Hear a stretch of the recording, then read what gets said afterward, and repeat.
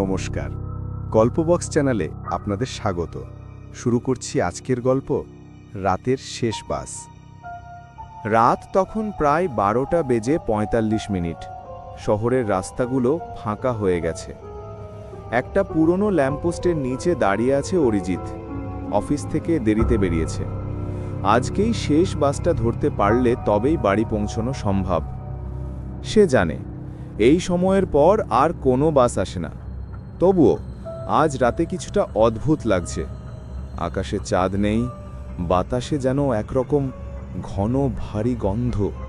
আর তখনই অন্ধকার ভেদ করে একটা বাস আসতে দেখা গেল।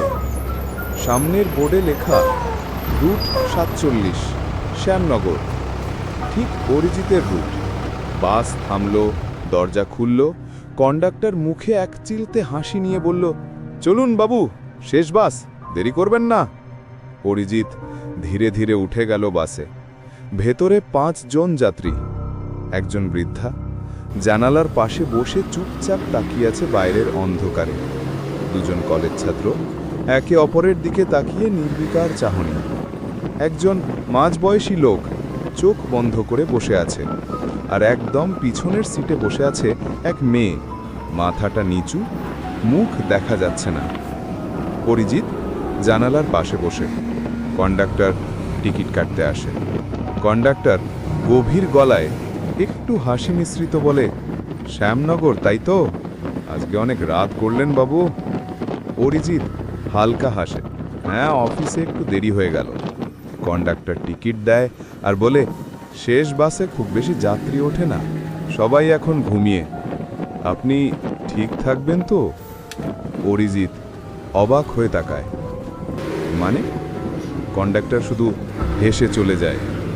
কিছুক্ষণ পরে অরিজিৎ লক্ষ্য করে বাসটা অনেক সময় ধরেই চলছে, কিন্তু বাইরের রাস্তা যেন কখনোই শেষ হচ্ছে না। একই মোড়, একই ল্যাম্পপোস্ট, একই দোকান। একটা সময় পরে মনে হলো যেন বাসটা বারবার একই জায়গা ঘুরছে। সে জানালায় তাকায়, দেখে বাইরের রাস্তা ফাঁকা, শুধু নিজের প্রতিফলন আর হালকা কুয়াশা। হঠাৎই বৃদ্ধা মহিলা মুখ ঘুরিয়ে বলে, এই রাস্তা থেকে কেউ আর নামে না বাবু। অরিজিৎ থমকে যায়।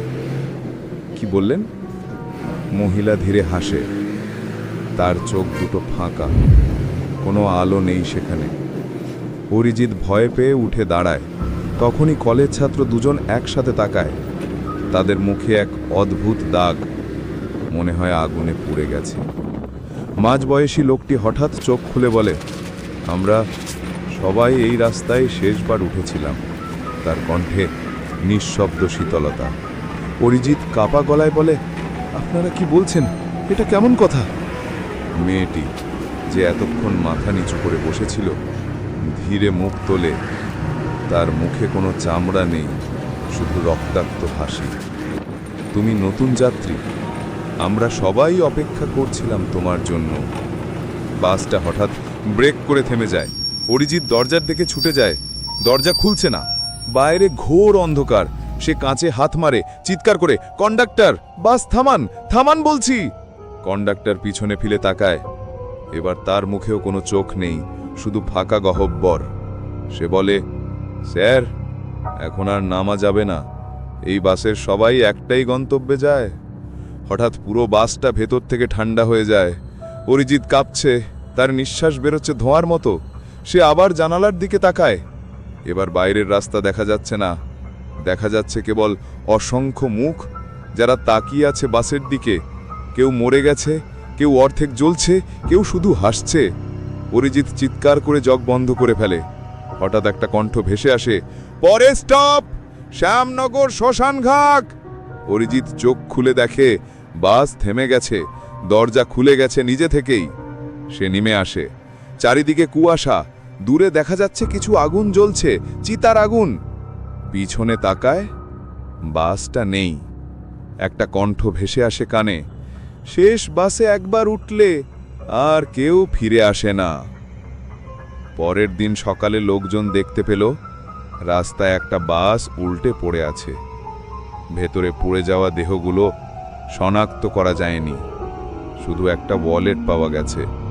তাতে লেখা নাম অরিজিৎ সেন। তুমি কি নিশ্চিত আজ রাতের শেষ বাসটা ধরবে?